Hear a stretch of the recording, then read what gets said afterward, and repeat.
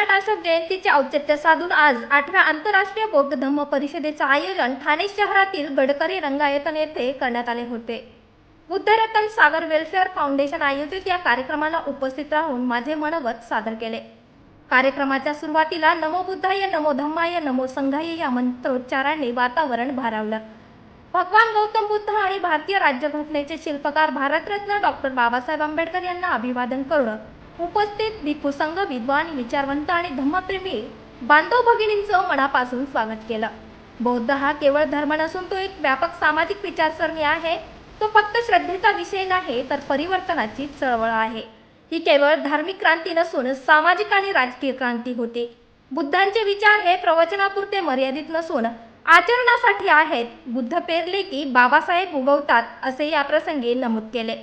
त्यामुळे संपूर्ण जगात युद्धामुळे अशांतीचे वातावरण असताना बुद्धांचे विचारच आपल्याला मार्गदर्शक ठरू शकतात असे मत या प्रसंगी व्यक्त केले। संघदान ही केवळ परंपरा नसून भिक्खू संघाच्या माध्यमातून बुद्धांच्या शिकवणीप्रती कृतज्ञता व्यक्त करण्याची भावना आहे असे मत व्यक्त केले। तसेच यावेळी धम्म परिषदेकडून मला बौद्धरत्न पुरस्कार देऊन सन्मानित करण्यात आले। या पुरस्कारामुळे आपली जबाबदारी अधिक वाढली असल्याचे या प्रसंगी विनम्रपणे सांगितले। तसेच यावेळी माझ्या हस्ते सर्व बौद्ध भिक्खूंना धम्मदान, संघदान देण्यात आले। तसेच समाजातील काही मान्यवरांना सन्मानित करण्यात आले।